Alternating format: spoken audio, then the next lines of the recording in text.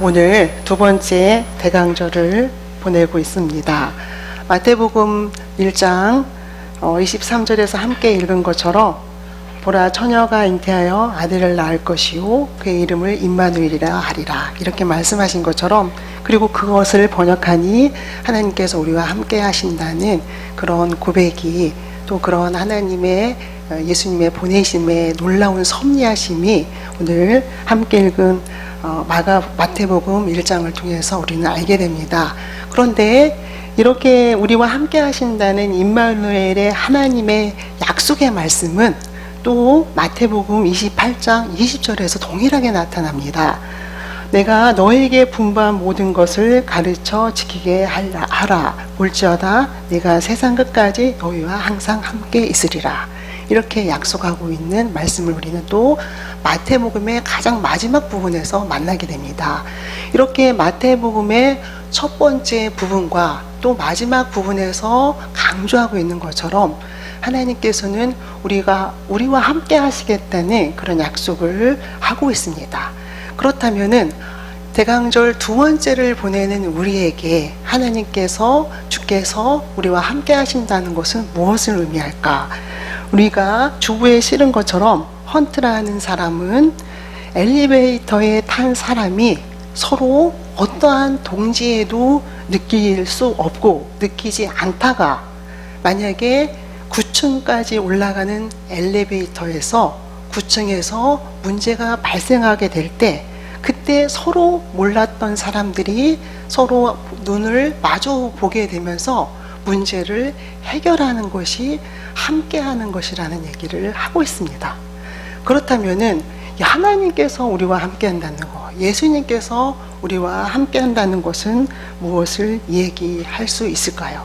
우리는 하나님께서 우리와 함께한다는 것을 오늘 함께 읽은 열왕기상 3장을 통해서 한번 묵상해 보려고 합니다.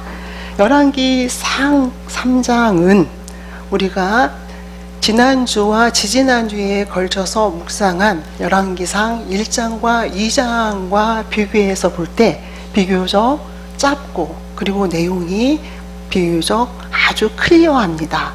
그렇다면은 열왕기상 3장 전체의 내용은 1절에서 우리가 같이 읽지는 않았지만 1절에서 국외의 정세에 합류하는 솔로몬의 정치적 행보를 시작으로 1000번제를 드린 솔로몬이 하나님을 만나게 되는 사건과, 또 그렇게 하나님을 만난 사건이 아이의 어머니를 찾아주게 되는 솔로몬의 명재판으로 이루어져 있습니다.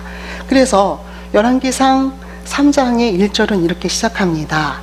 솔로몬이 애굽의 왕 바로와 더불어 혼인 관계를 맺어 그의 딸을 맞이하고 다윗 성에 데려다가 두고, 이렇게 열왕기상 3장 1절이 지적하는 것처럼 솔로몬 왕은 국외의 정세에 합류하는 그런 모습을 보여주게 됩니다.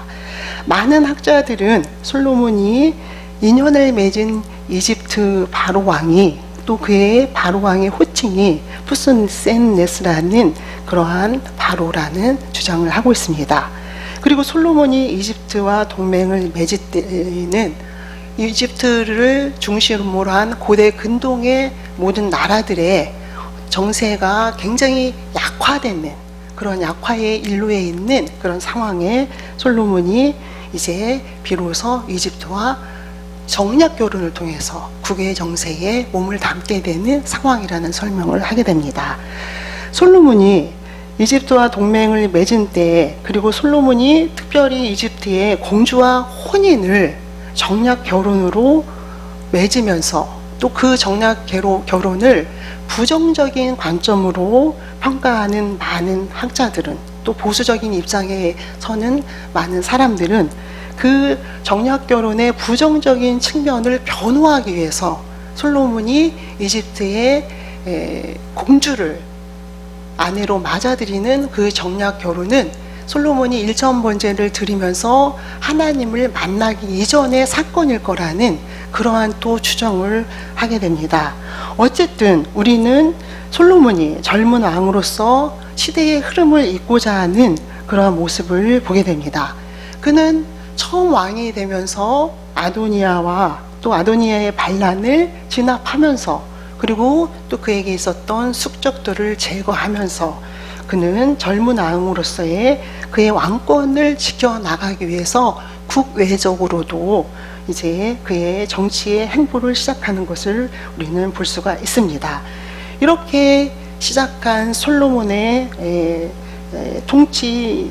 통치의 삶은 열왕기상 3장 3절에서 이야기하고 있는 것처럼 그의 아버지 다윗의 법들을 행하면서, 그리고 하나님께 예배하면서 꿈속에서 하나님을 만나게 되는 사건이 일어납니다. 기브온에서 솔로몬의 꿈에 나타난 하나님이 솔로몬에게 이렇게 묻습니다. 내가 너에게 무엇을 해주기를 원하느냐? 이렇게 묻고 있습니다. 내가 내게 무엇을 줄고? 이렇게 묻는 하나님께 대답하는 솔로몬의 대답은 다음과 같습니다. 그의 대답은 우리에게 또 하나의 거울이 되기도 합니다. 임마누엘로 오시는 예수를 기다리는 우리에게 울림이 됩니다. 그의 대답은 이렇습니다. 솔로몬이 이르되, 6절에서 솔로몬이 이르되, 주의 종 내 아버지 다윗이 성실과 공의와 정직한 마음으로 주와 함께 주 앞에서 행함으로 주께서 그에게 큰 은혜를 베푸셨고, 또 주께서 그를 위하여 이 큰 은혜를 항상 주사 오늘과 같이 그의 자리에 앉을 아들을 그에게 주셨나이다. 이렇게 고백한 솔로몬은 7절에서 다음과 같이 이야기하고 있습니다. 나의 하나님 여호와여, 주께서 종으로 종의 아버지 다윗을 대신하여 왕이 되게 하셨사오니 종은 작은 아이라 출입할 줄을 알지 못하고, 이렇게 고백하고 있습니다. 이와 같이 고백하는 그의 고백에서 그 솔로몬은 자신이 하나님의 큰 은혜로 말미암아서 왕위에 앉을 수 있었고, 또 그렇게 왕위에 앉은 본인은 작은 아이라는 그러한 고백을 하고 있는 것을 우리는 보게 됩니다. 이것은 솔로몬의 겸손한 표현을 의미한다는 것을 우리는 알 수가 있습니다. 솔로몬은 여기서 자신에게 지워진 그 나라를 통치해야 하는 그 책임 앞에서 자신의 부족함을 고백하면서, 또 자신의 부족한 만큼 하나님의 놀라운 간섭과 하나님의 크신 사랑을, 그분을 필요로 하는 고백을 하고 있습니다. 그가 고백하는 그의 첫 번째 고백에 이어서 그는 두 번째 다음과 같이 이야기를 하고 있습니다. 8절에서 그는 이렇게 고백합니다. 내가 주께서 택하신 백성 가운데 있나이다. 그들은 큰 백성이라 수요가 많아서 셀 수도 없고 기록할 수도 없사오니 누가 주의 이 많은 백성을 재판할 수 있사오리까.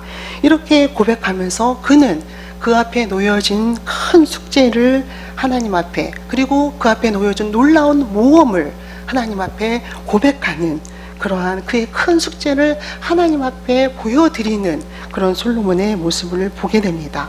그는 만약에 우리가 첫 번째 읽은 작은 아이라는 그런 고백이 그의 첫 번째 정체성에 대한 고백이라면, 그 자신을 바라보는 그 정체성에 대한 고백이라면, 이렇게 두 번째 고백은 세상 앞에서, 또 세상과 현실 앞에서 내가 누구인가, 그 세상의 큰 숙제 앞에서 내가 누구인가를 고백하는 두 번째 정체성으로 볼 수가 있습니다. 이렇게 자신이 바라보는 자신과 또 세상의 숙제 앞에 있는 자신의 정체성 앞에는 사이에는 어떤 큰 커다란 갭이, 또 간격이 있다는 것을 보게 됩니다.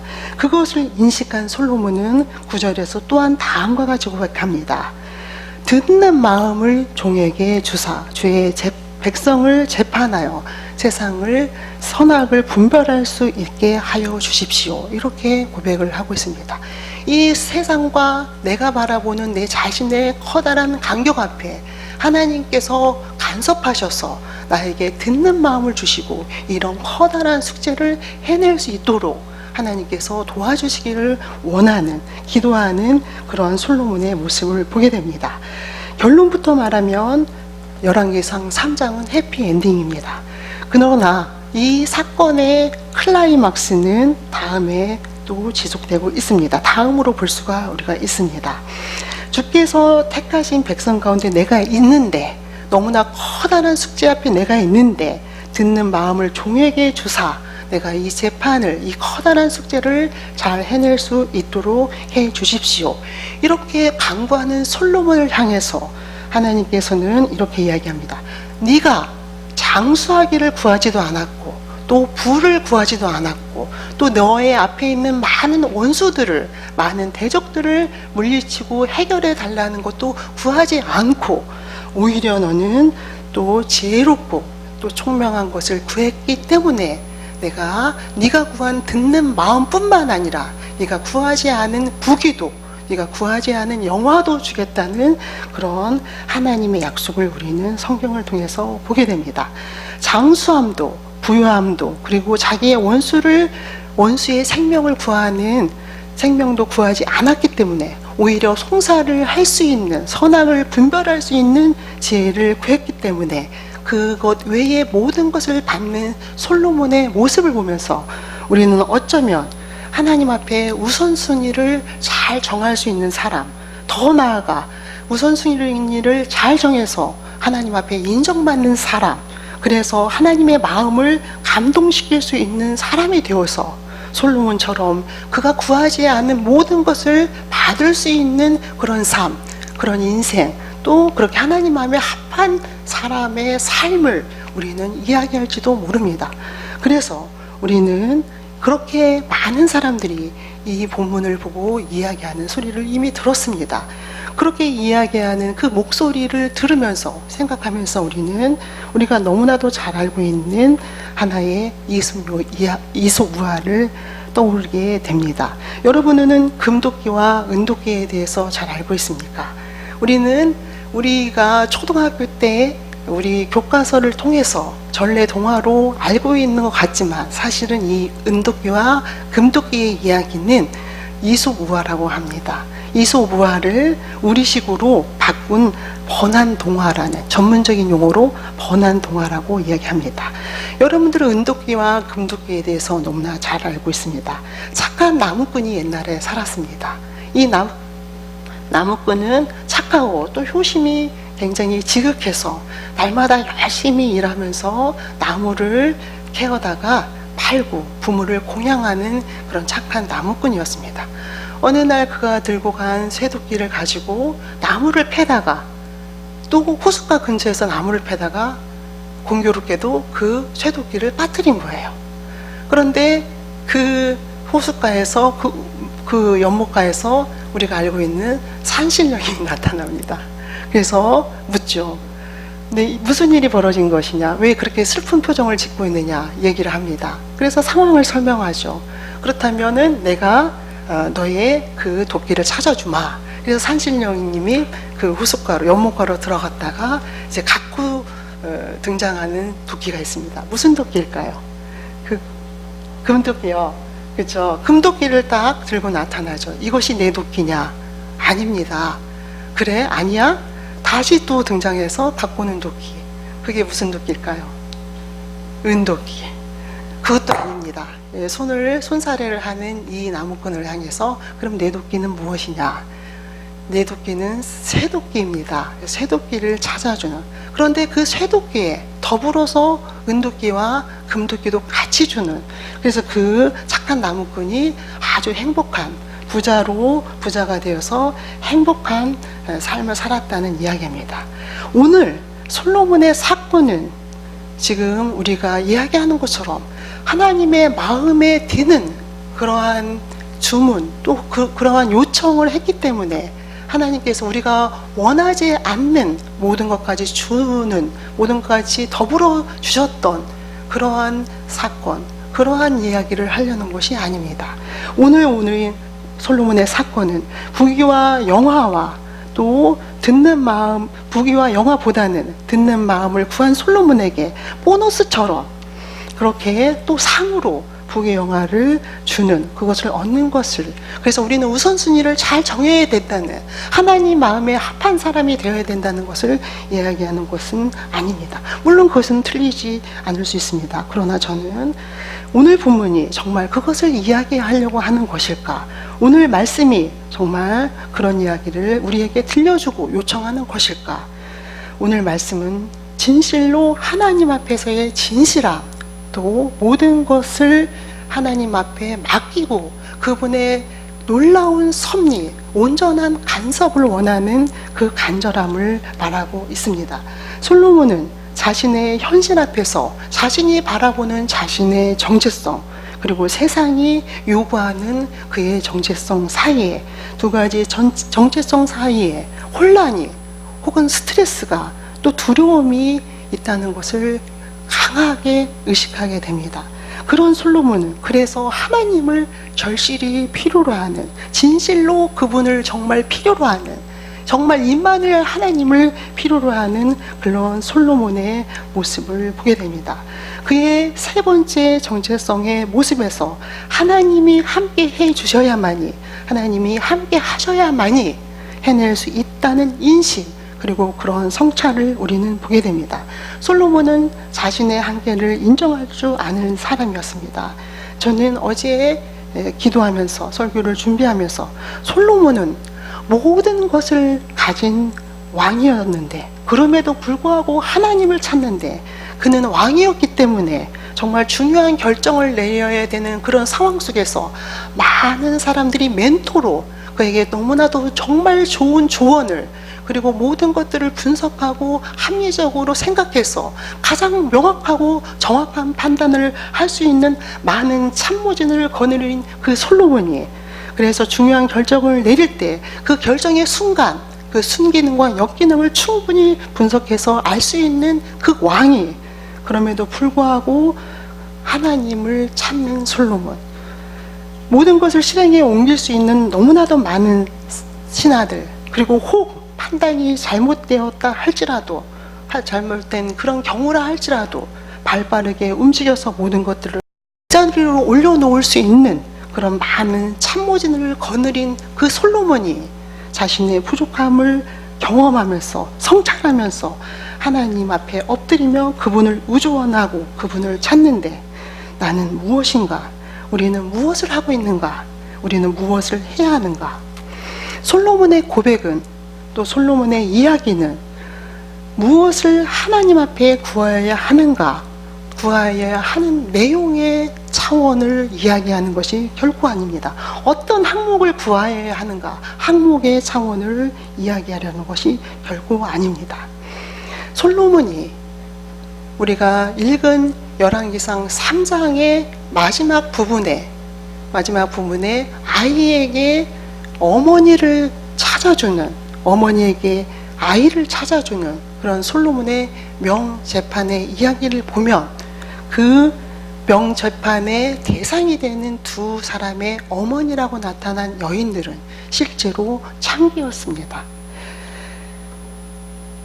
모든 법조인은 이 솔로몬의 재판을 동경한다고 합니다. 왜냐하면 그에게 돋보이는 이 장면은 아이에게 생모를 찾아주는 중요한 재판이기도 하지만, 실제로는 명백한 증거가 없음에도 불구하고, 심증을 통해서 정말 온전한 어머니를 찾아주는 재판이기 때문이라고 합니다. 그런데 더 중요한 것은 미천한 신분인, 아무도 관심을 기울이지 않는 미천한 신분인 창기들에게, 장녀들에게 어머니를 찾아주는 그런 솔로몬의 재판에 대해서 많은 사람이 감동을 한다고 합니다. 어느 누구도 귀를 기울이지 않고 어느 누구도 관심을 가지지 않는 그런 창기에게 그의 어머니를 찾아주시는 솔로몬의 재판은 많은 법조인들에게 귀감이 되고 있다고 이야기합니다. 그렇지만 저는 여기서 더 한 가지 다른 얘기를 하고 싶습니다. 그렇습니다. 어느 누구도 관심을 기울이지 않는 창기의 삶, 창기의 애절함, 간절함에 관심을 기울이고 또 온전하게 재판을 할 수 있었던 솔로몬의 모습은 바로 어디서부터 그 근원의 힘을 우리는 찾을 수 있을까? 솔로몬이 어떻게 그렇게 아무에게도 관심을 기울이지 않는 그렇게 비천한 자에게 왕의 신분으로서 어떻게 그들에게 관심을 기울이고 재판의 자리에 설 수 있도록 할 수 있었을까? 어떻게 그렇게 빛나는 삶을 살 수 있었을까? 그것은 솔로몬이 그의 왕권 집기 초기에 나는 어린 아이와 같은 자신의 부족한 그런 정체성 앞에 어느 누구도 그 무엇도 아닌 하나님 앞에 엎드렸기 때문에, 하나님 앞에 듣는 마음을 요청했기 때문에 그게 가능했다는 것을 오늘 우리에게 이야기를 해주고 있습니다. 사랑하는 성도 여러분, 우리는 이제 두 번째 대강주일을 보내고 있습니다. 그리고 두 번째 대강주일을 보내면서 임마누엘의 예수님, 또 임마누엘의 예수님을 보내신 하나님, 그 하나님의 놀라운 섭리 앞에 서 있습니다. 사랑하는 성도 여러분, 함께 한다는 것은, 우리의 삶 속에서 하나님과 함께 한다는 것은, 임마누엘이시는 하나님과 우리가 함께 한다는 것은 무엇을 의미할까요? 솔로몬의 삶이 우리에게 이야기하고 있습니다. 너무나도 많이 거느린 신하, 그리고 완전한 참모진, 그것보다도 더 중요한 것은 우리가 하나님과 함께 한다는 것, 그분이 우리와 함께 하고자 하는 것을 요청하고 또 우리에게 강하게 말씀하신다는 거에 귀를 기울 수 있는 것, 그것이 바로 임마누엘 예수님을 기다리는 삶이고, 또 그 삶만이 우리를 온전하게 지킬 수 있다는, 그리고 누구도 관심을 기울이지 않는 창의와 같은 가난하고 없는 또 척박한 삶을 사는 자에게 손을 내밀 수 있다는 그런 것을 우리에게 이야기하고 있습니다. 그런 하나님의 목소리를 들을 수 있는, 그런 하나님과 함께 할 수 있는, 임마누엘 예수님과 함께 할 수 있는 여러분들의 삶이 되시기를 축원합니다. 기도하시겠습니다.